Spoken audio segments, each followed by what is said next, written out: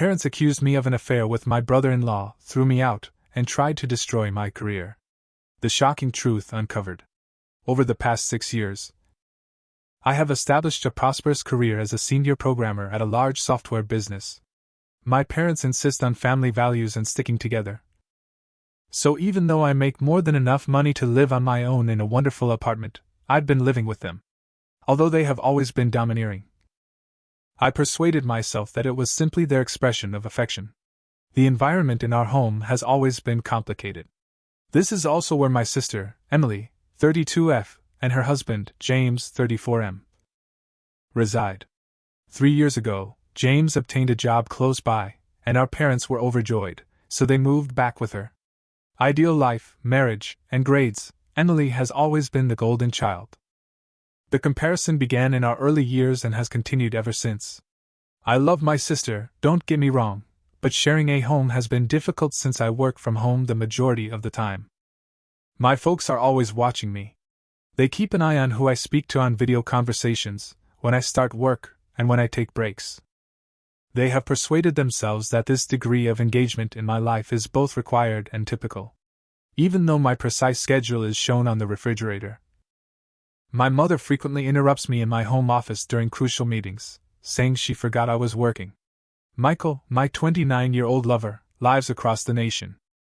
He has been tremendously supportive over our 3 years of long-distance dating, but he and our relationship were never accepted by my parents. They treat James as the son they never had and compare him to him all the time. They attack every aspect of Michael, including his choice to live on the West Coast. His work as a software engineer, ironically the same field as myself, and even his attire when we video chat. James has always been cordial, not only as his wife's sibling, but also as a little sister. We had a good relationship, and I valued having someone who didn't criticize me all the time. He frequently defended me during family dinners when my parents began their routine comment about my life choices, as if he understood the burden I was under. Up until 2 weeks ago, everything was in control. With solemn faces, my parents summoned me into the living room. I was managing a group of developers on a significant software update during a pivotal project phase, so the timing couldn't have been worse.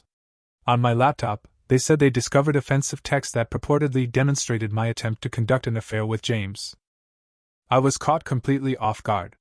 The messages they displayed to me were obviously fake and completely out of context. Some appeared to be completely made up, while others were excerpts from business exchanges that had been altered to appear suggestive.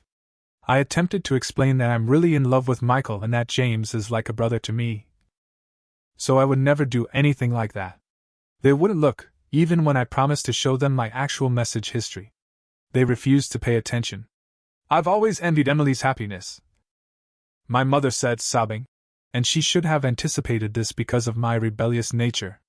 I was a disgrace to the family, according to my enraged father. In the midst of the largest project of my career, they gave me a 24-hour notice to leave the house. A 24-hour notice to pack up my entire existence. I called my grandparents in tears and desperation. They have always been my refuge and our family's sad voice. They immediately believed me after I showed them the actual mails and gave them all the details. They took me in, provided me with housing, and helped me get through this ordeal. In order for me to continue working, my grandfather even assisted me in setting up a makeshift home office in their spare room. My father was furious to learn that I was staying with them. When I wasn't there, he actually came to their house and yelled at them for enabling me and undermining his authority. My father became even more irate when my grandfather refused to back down and stood up for me, declaring he would never talk to them again. He stormed away. I was devastated to see my grandfather, who is normally composed, trembling with rage. Following that altercation, when my father began getting in touch with my place of employment, things got worse. He made outrageous charges about my inappropriate behavior and unstable mental state in emails he sent to my manager and the Human Resources Department. He even made an attempt to persuade them that I was giving competitors access to company secrets. Fortunately, my manager has been understanding and my work history speaks for itself. However, the strain is having an adverse effect. It has been embarrassing for me to have to explain these private matters to my staff. Then my granddad unexpectedly died yesterday. The agony is intolerable. He was more than simply my grandfather. He was also my confidant, my guardian, and the one who always had faith in me. The fact that my parents did not attend the funeral only makes it worse. They had left town. Later, when I was organizing my grandfather's funeral, I discovered through my cousin that they were actually on vacation, sharing photos from a beach resort on Facebook. Every happy picture they shared made my heart ache. Taking an emergency leave of absence from his job, Michael flew in to support me during this trying period. My parents appeared out of nowhere as soon as he got to my grandparents' house, as though Michael's presence was somehow improper. My father icily inquired as to why he was there. I eventually lost my temper at that point. I asked them who they believed had taken care of all the funeral planning, who had supported Grandma during her most trying time, who had stayed up late planning the ceremony, calling family, and interacting with the funeral home while they were taking selfies on the beach. Then, in an unsettling development, my father's entire personality altered. A disturbing peace took the place of the rage in his eyes. He became oddly calm and said he wanted to forgive me for what had happened with James and let the past be the past. He said he would let me stay with Grandma, but only if he got what was rightfully his. I understood exactly what he was after, therefore, I was horrified by the abrupt change in his demeanor. My grandfather had been quietly successful with his investments over the last few years. My father desired his inheritance because he had accumulated a sizable nest egg. He had the gall to come and demand money after everything they had done to us and after leaving us during the funeral. He was unaware, however, that Grandpa had anticipated this.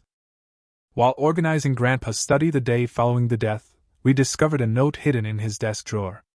All it said was, "Call Bob." Bob, who had visited him multiple times over the years, was both his lawyer and an old friend. We found out that Grandpa had left everything to me when we got in touch with him. I now owned every cent of his savings. Grandma would always have a place to live, protected from anyone who would try to take it away from her, thanks to the house being signed off to her. My father broke his cool exterior when I told him this, as he accused me of controlling Grandpa and turning him against his own son. His face flushed with anger. He went on a tirade about how he deserved his parents' money, and how he had always supported them. He was the one who had left his family to pursue his greed. So it was almost comical that he was accusing me of deception. In an attempt to persuade me, my mother said things like, "Didn't you try to take away your sister's happiness? You now wish for us to suffer as well." However, I refused to back down.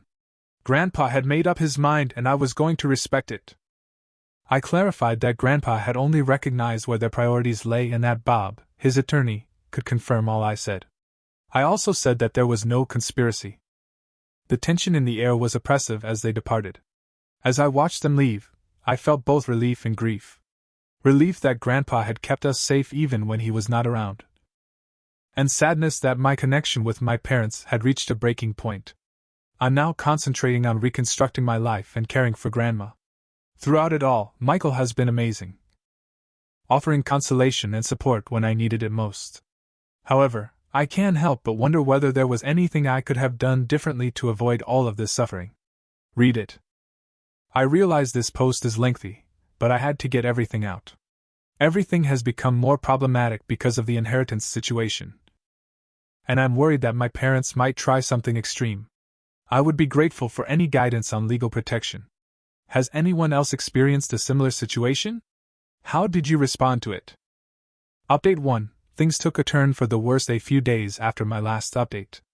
Apparently, not satisfied with simply pestering my workplace, my father has begun reaching out to our company's customers. I learned this when a representative from one of our largest clients pulled me aside in a virtual meeting to voice concerns about upsetting emails they had received about me. These emails were kindly forwarded by them.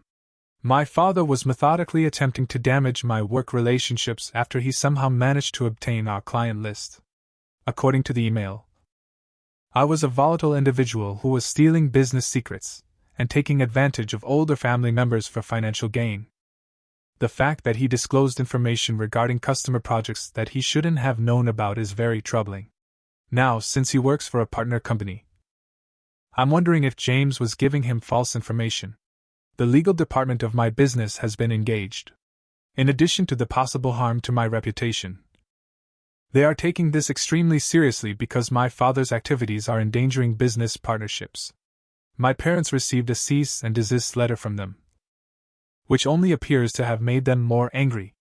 My parents have responded by launching a full-scale campaign against me on social media in order to disseminate their story.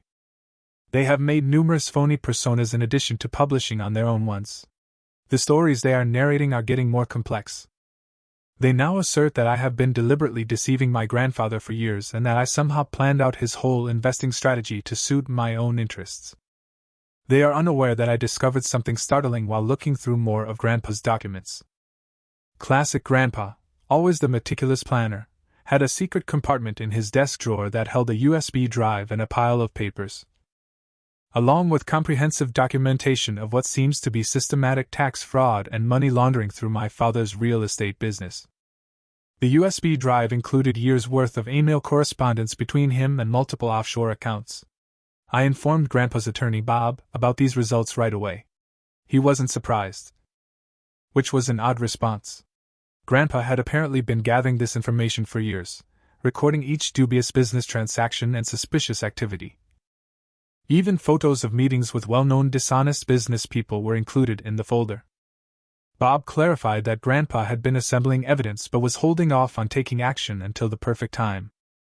A set of emails revealing that my father had been embezzling money from his own parents' accounts for years was the most upsetting finding, probably thinking they wouldn't notice. He had managed to get access to their financial portfolio and had started taking little amounts out. Grandpa did notice though, and instead of confronting him right away, he decided to record everything to examine all the evidence.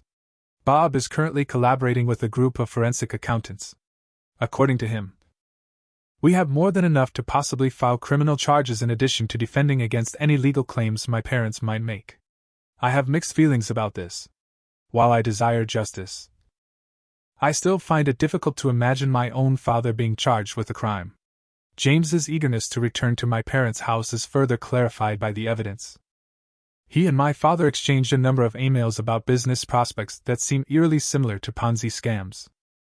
I'm beginning to question whether the entire charge that I attempted to woo James was a preemptive move meant to discredit me should I ever find out what they were doing. In the meantime, my mother has started calling my grandmother every day, alternating between threatening her and guilt-tripping her.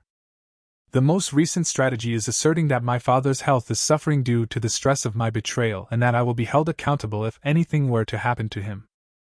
On Bob's recommendation, my grandmother, God bless her, has begun recording these calls.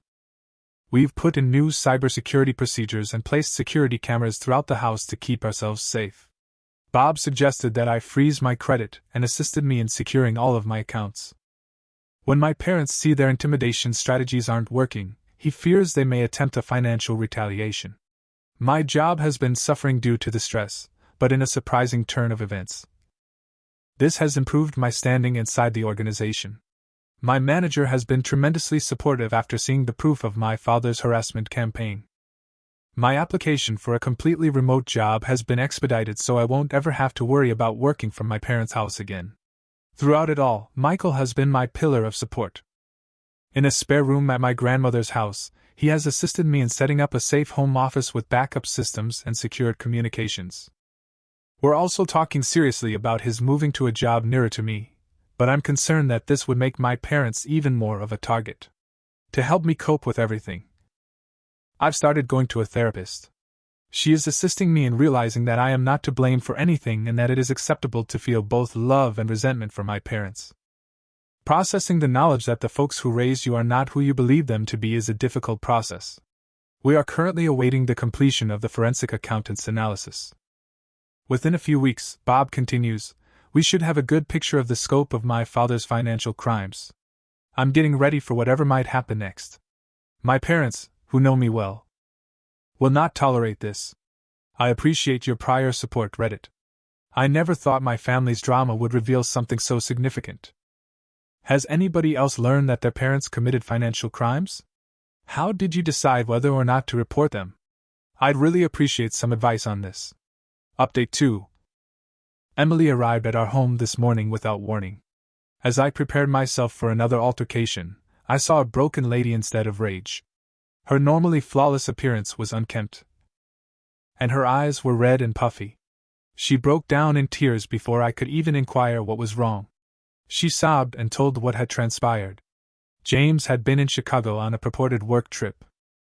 Emily had flown out to his hotel in order to surprise him. She believed a romantic gesture may help ease her feelings of insecurity over their relationship. Rather, she entered his room and found him with another lady. It wasn't the worst part, though. Emily insisted on seeing his phone during their heated argument. The whole story of our family was broken by what she discovered. The offensive messages that had caused me to be expelled, I never made them to escape suspicion. James had kept one of his mistress's phone numbers under my name, using my name as a front for at least 3 different women. He had been having several encounters. The most startling aspect of all was perhaps how our parents reacted when Emily told them this information. Rather than offering their heartbroken daughter assistance, they advised her to remain silent and try to resolve the situation with James.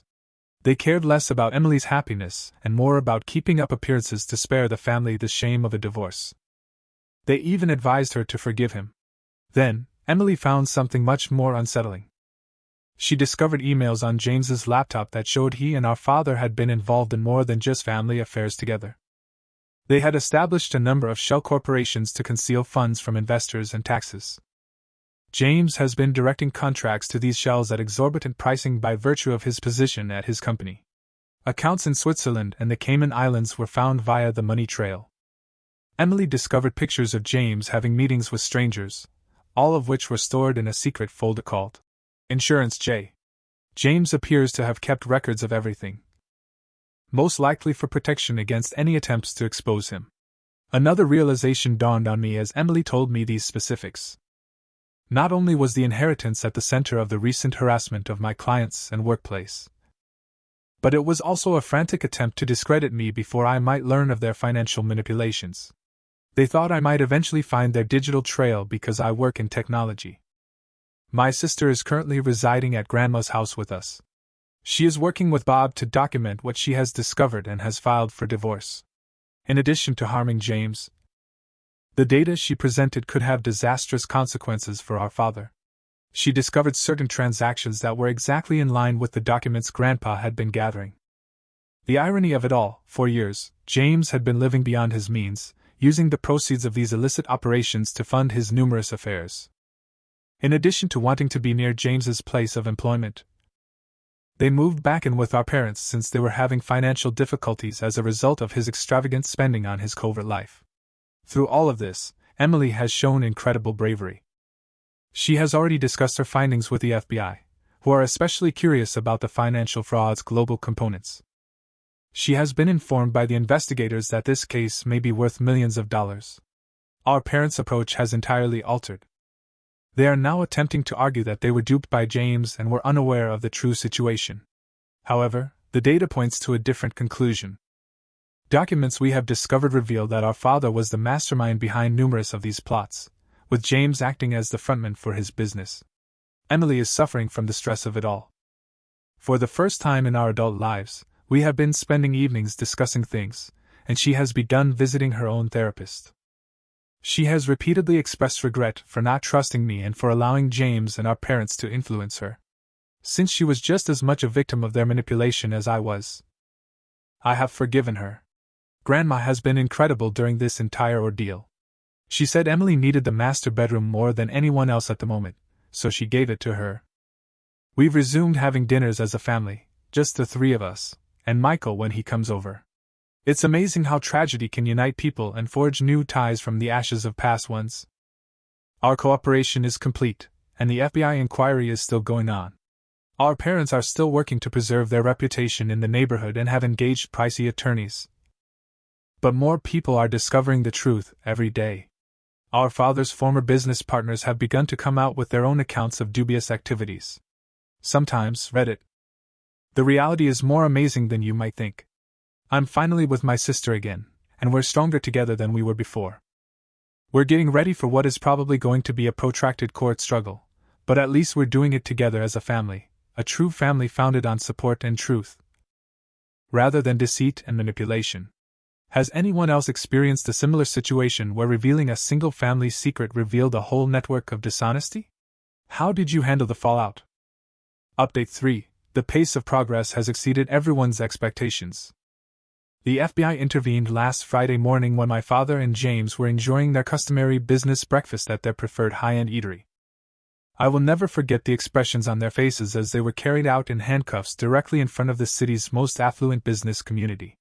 In an instant, their meticulously constructed image of prosperous businesspeople fell apart. Teams attacked their offices, our parents' home, and a number of storage units we were unaware existed as part of the coordinated raid that took place in numerous locations at once. They discovered proof of a 3-continent money laundering scheme, offshore account details, and decades' worth of fake documents. Over $50 million is the preliminary estimate of the whole scam. However, that wasn't even the most fulfilling aspect. Do you recall the pictures James had saved for insurance? As it happens, he wasn't the only one who kept records. 3 of his ex-girlfriends came forward with pictures, emails, and text conversations dating back years. They had been silently constructing their own case, and were all aware of one another. The finest aspect, for months, they had been collaborating with the FBI. James's recent business travels were watched, and every transaction was recorded. As one might anticipate, my mother's response to the arrest was quite predictable. She made an effort to play the victim by saying she was unaware of their illicit actions. When the FBI disclosed that they had recordings of her actively engaging in money laundering through her charitable foundation, that story completely collapsed. All those lavish galas she held to raise money? Simple plots to wash up shady finances. There has been extensive media coverage. The story was carried by all local news channels and even by several national ones.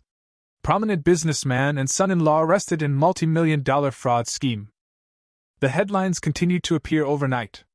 My father's meticulously cultivated reputation as a community leader and benefactor was destroyed. The reaction from their social circle was fast and harsh. Those who once admired them at charity functions now act as though they had never met them.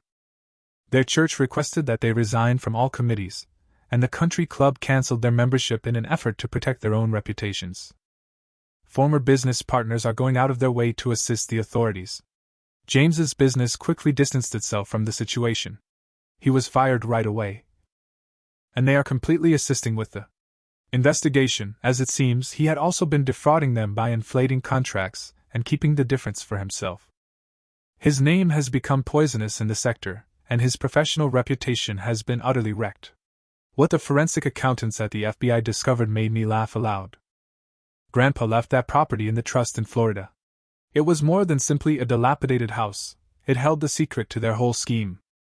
Grandpa had purchased it especially to serve as evidence after learning that it was being used as a front for money laundering. He was aware that the property inquiry would reveal everything if they attempted to challenge the will, even from the afterlife. He played them like a chess master. James and my father both agreed to plea bargains last week. The punishment is severe.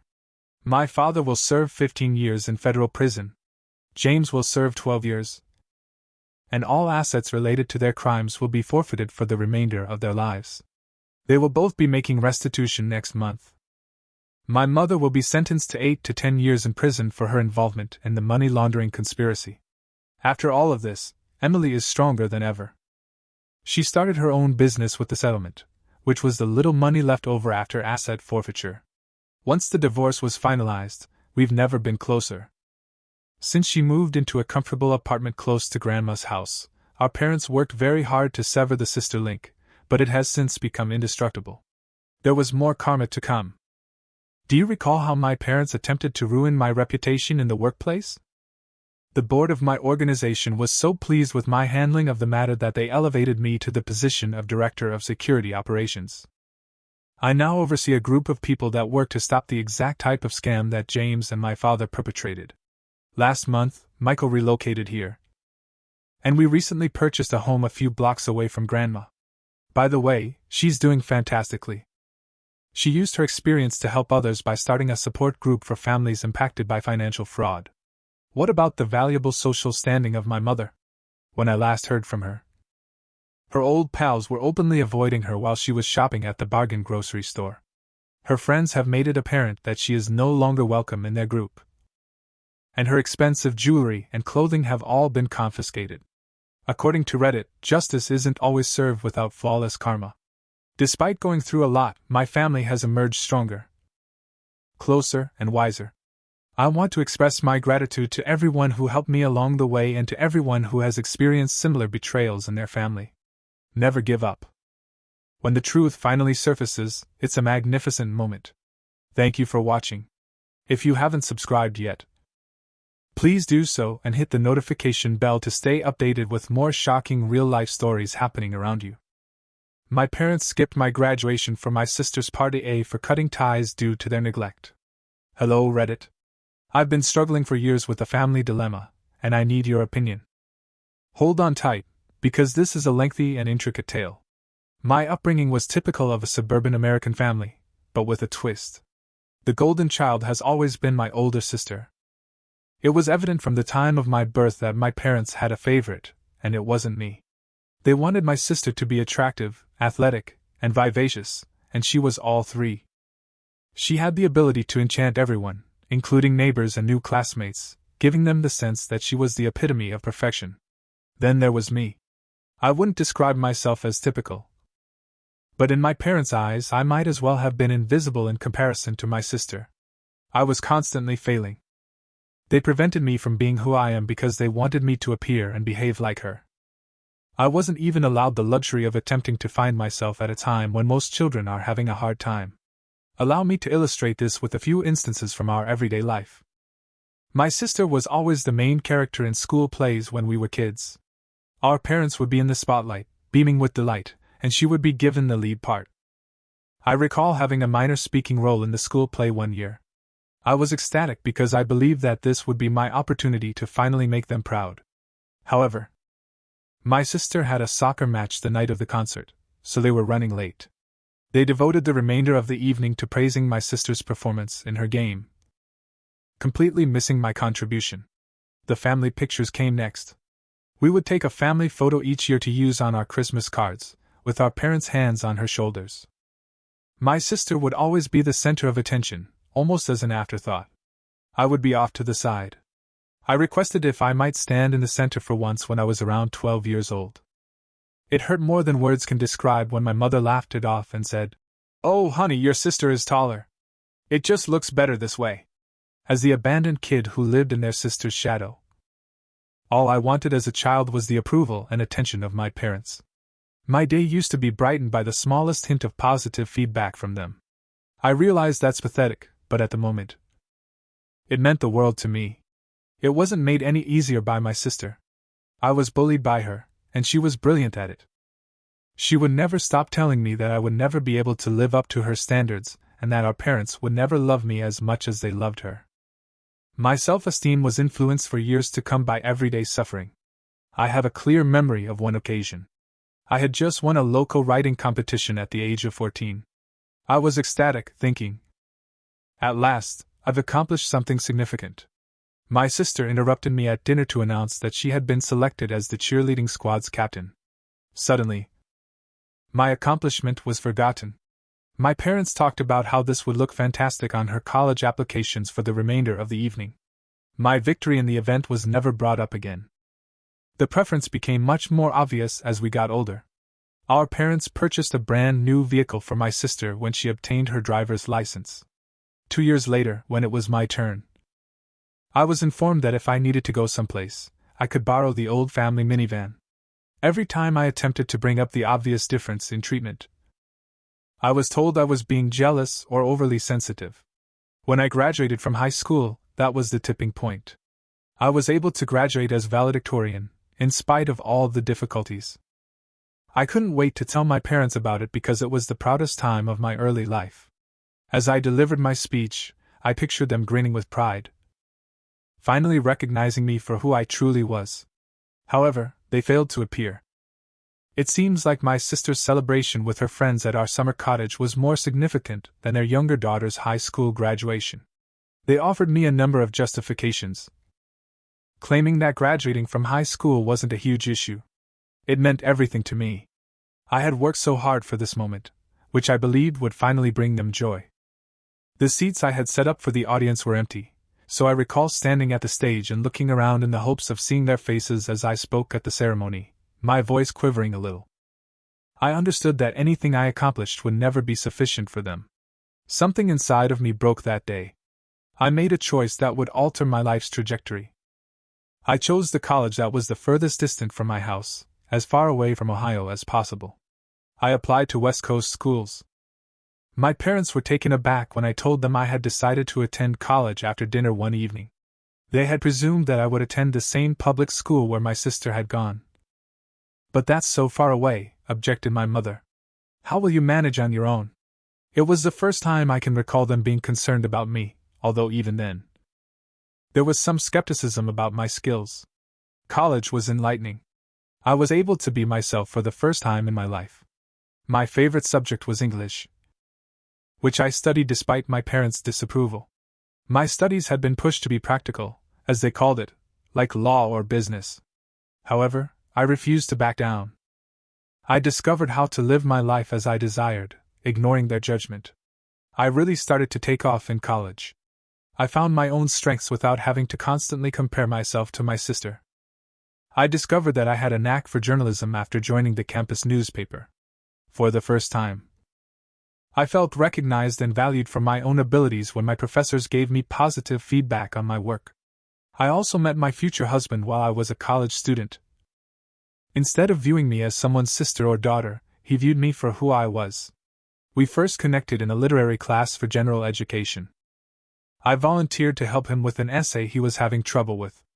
We spent hours discussing our lives, aspirations, and anxieties in addition to the assignment.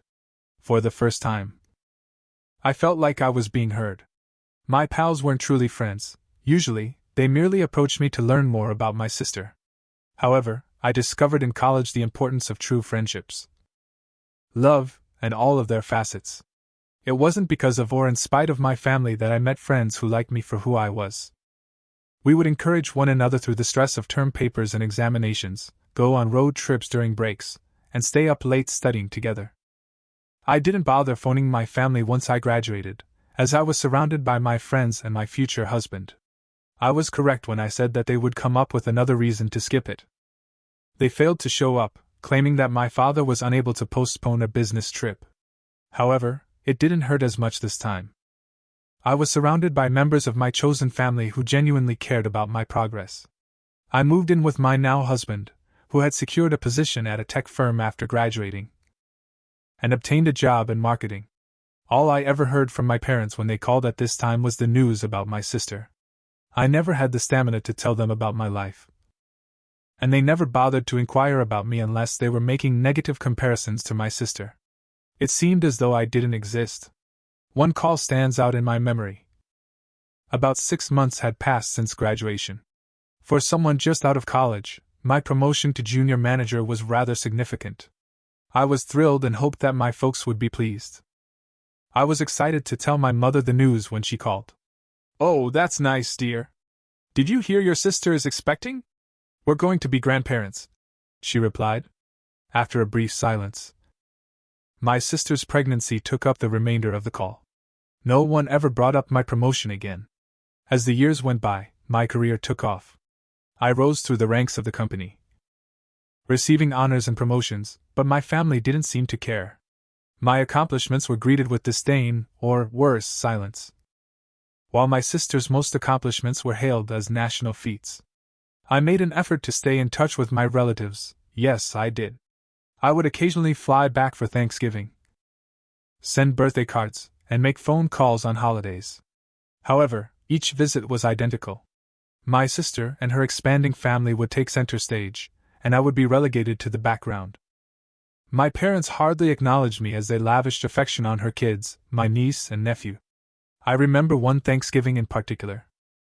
I had taken a leave of absence from an important project at work and flown home. I hoped that things would be different this time, without the typical drama. Perhaps we could enjoy a pleasant family meal. How foolish I was. We talked about my sister's recent home improvement, and her kids' academic success the whole evening. My father interrupted me in the middle of telling me about my recent promotion to senior manager to inquire about my sister's Christmas plans. my current spouse and I became engaged a few years later. Later that year, we were to get married. Surprisingly, my family expressed interest in the marriage when I told them. I dared to dream for a second that things could be turning around. However, when they learned that my fiancé came from a typical middle-class family instead of a wealthy one, their curiosity soon gave way to disappointment. They wanted me to marry into a family with great social standing, just like my sister did. You know your sister's husband is a surgeon, so there must be some good physicians or attorneys at your company. But honey, my mother continued, her voice brimming with disappointment, don't you think you could do better? Their suggestion left me stunned. They were still unable to accept my decisions and see me for who I was after all these years. The final person to find out about my wedding was my sister, who never held back when voicing her dislike for both my fiancé and me. She always talked to me as if I were the dirt under her feet. However, I was insensitive to her reactions by that point, because I had grown accustomed to it. She scoffed when I informed her about my fiancé's work and asked, "A marketing manager? I suppose that's nice. Not everyone can marry a doctor after all." We proceeded with our wedding arrangements in spite of my family's response. With the assistance of my in-laws and friends, the wedding was organized. The parents I never had were my in-laws. I cried more than once because they loved me unconditionally and treated me like their own. They constantly promised me that they would support me because they were aware of my difficulties with my sister and parents. My future in-laws were kind, encouraging, and truly interested in my life, everything I could have ever hoped for in a parent. They celebrated by taking us out to dinner after I informed them of my promotion. They listened to my worries about the wedding and my family's response without passing judgment, and provided consolation and guidance. One of the conversations I had with my future mother-in-law almost made me cry. I hesitated when we were discussing wedding invitations because they were from my family. She asked what was wrong after noticing my anxiety. She dropped the pen she was holding and took my hands in hers. After I explained the circumstances, "Sweetheart," she declared, "family is more than blood. It's the people who love and support you, who celebrate your joys and comfort you in your sorrows. We may not have given birth to you, but you are our daughter in every way that matters." I couldn't adequately convey the significance of her words. For the first time, I felt like I belonged somewhere and that people loved and respected me for who I was, not how I compared to other people. Ultimately, my parents weren't happy with the way our wedding was organized. Only our closest friends and family were invited to the tiny, uncomplicated wedding. My fiancé and I both desired a simple wedding that would highlight and symbolize our relationship and love. However, my parents urged me to alter the specifics in order to accommodate a larger gathering with lavish decor. They contended that since I was their daughter, I ought to get married the way my sister did. Their last-minute suggestions irritated me, so I urged them to focus on me for once. "This is my wedding," I firmly informed them. "We want a small, intimate ceremony with the people who truly care about us. If you can't respect that, then maybe you shouldn't come at all." It was so quiet on the other end of the phone. My sister was clearly struggling to come to terms with the fact that my wedding day would be all about me. Every time we met, she made sure to demoralize me by making crude remarks about what a real wedding ought to be like. With a tone full of phony worry, she would ask, "Are you sure you want to do it this way? People might think you can't afford a proper wedding. It's not too late to let Mom and Dad help, you know." I was experiencing a mixture of trepidation and excitement as the wedding day drew near. The family conflict was clouding what should have been the happiest day of my life. Even though I was excited to marry the love of my life, there was a lot of last-minute planning going on. The week before the wedding, we were rushing about to finalize the details, check with vendors, and greet visitors from out of town. My phone was eerily silent the entire time. There were no texts from my sister wishing me luck or calls from my parents asking if I needed assistance. The quiet was a fresh source of worry, as well as a relief. My phone eventually buzzed the night before the wedding while we were sitting in our apartment surrounded by seating maps and wedding favors. My mother sent me a text. "Your father and I will see you tomorrow. Don't forget to wear the necklace your grandmother left you." No congrats. No show of enthusiasm or affection, just a little reminder that I was already going to wear a family heirloom. That night, I slept with a knot in my gut, wondering what the next day might hold. Would I be accepted for who I am by my family at last, for a single day? Might they put aside their criticisms and comparisons, and just be pleased for me? Or was I preparing myself for one last heartbreaking letdown? I had no idea that the worst was still to come. I'm at a loss, Reddit. The catastrophe on the wedding day and the events that transpired have caused me to doubt everything. Is it inappropriate of me to want my parents to attend my special day? Are years of neglect causing me to overreact? I want your honest thoughts. Is it time to break off relations with my family, or should I keep fighting for a relationship? I'll provide an update on the wedding day and its aftermath shortly. I would be very grateful for any guidance or assistance.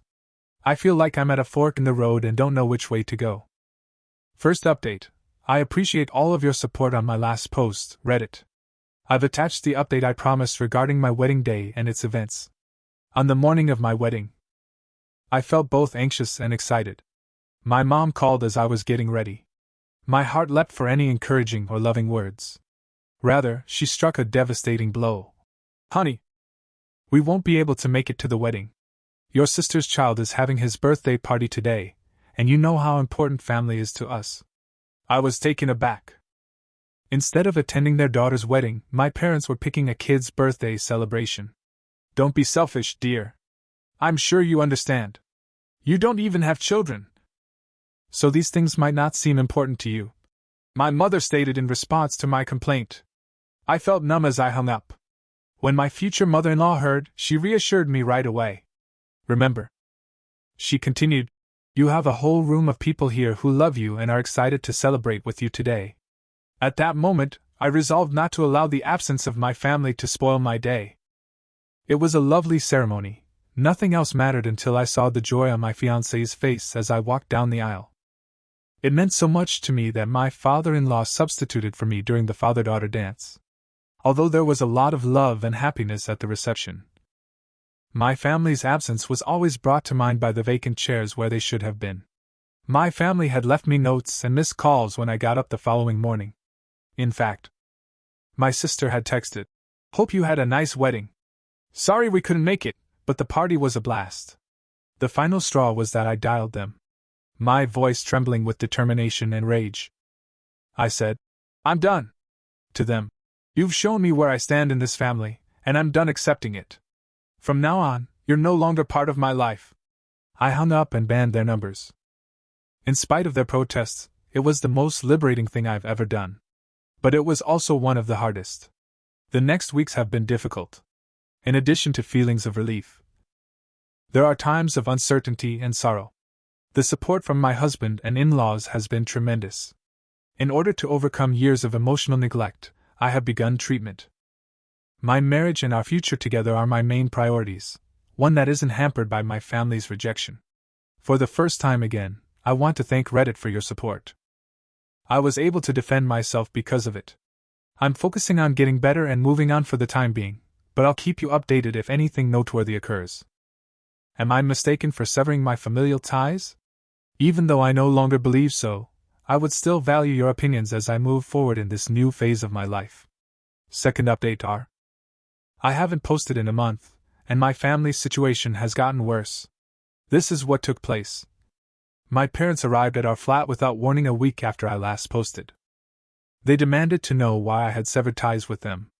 I carefully described how their absence at my wedding and years of neglect had caused me much pain.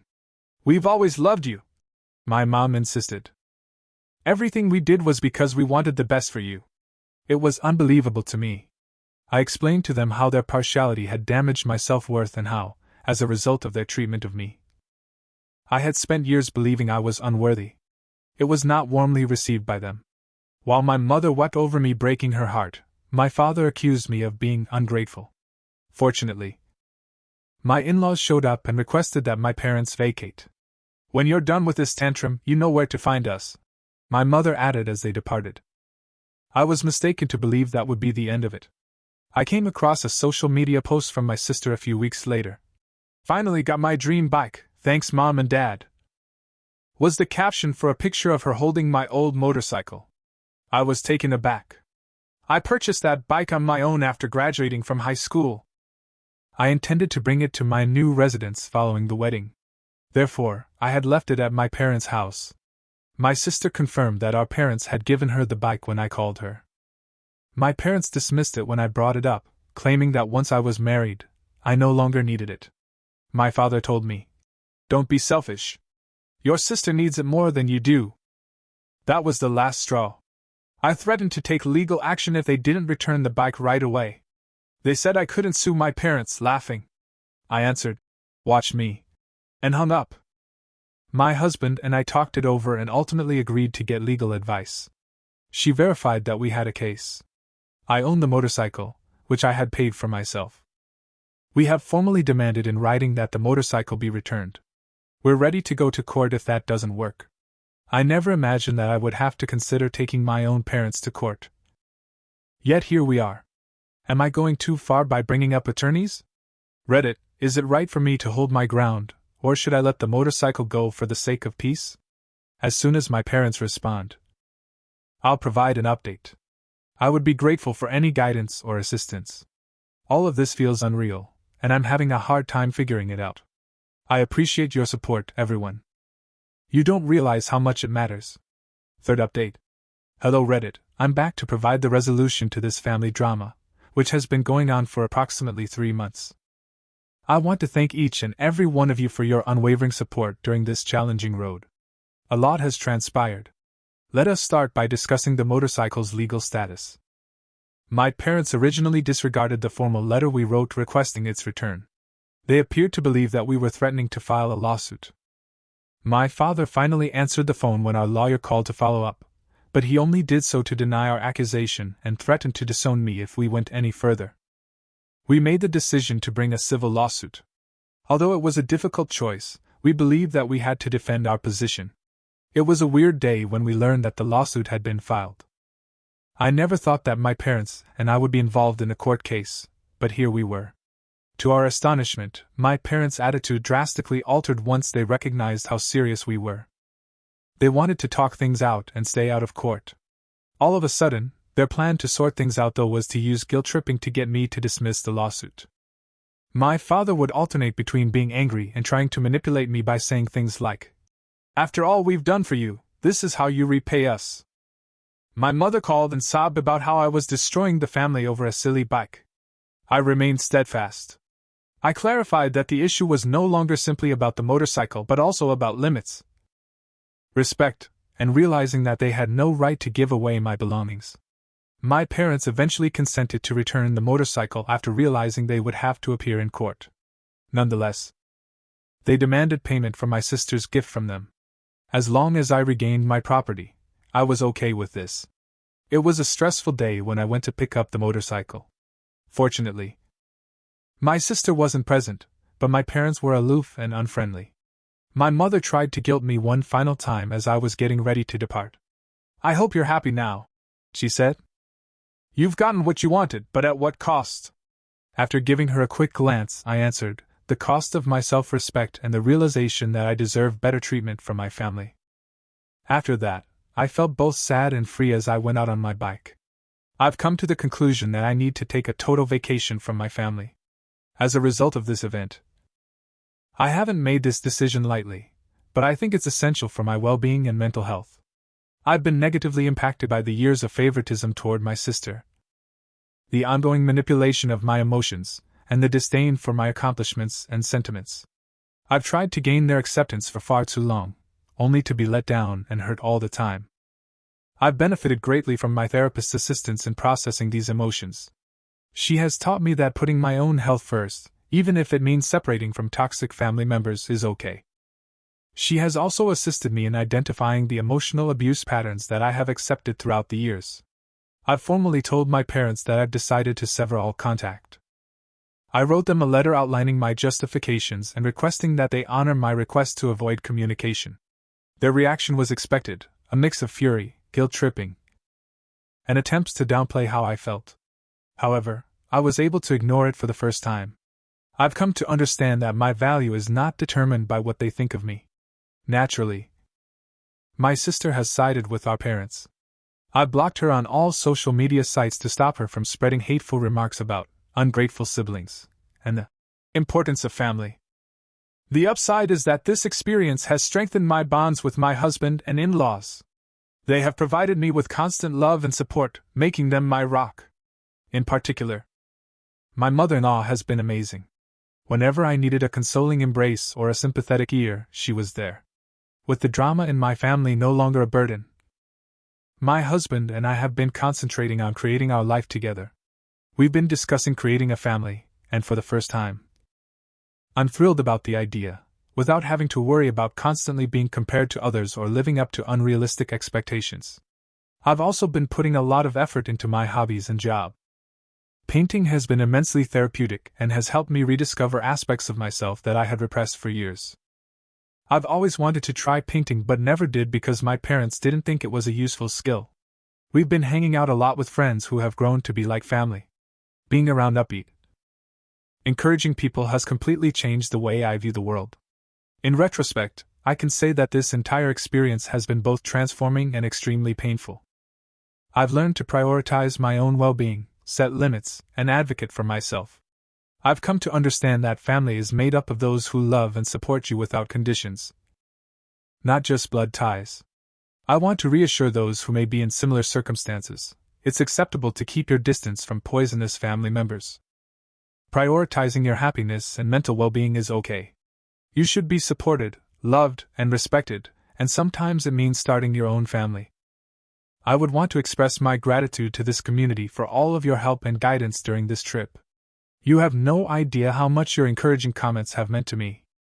They have made me believe in myself and have given me courage in the most trying times.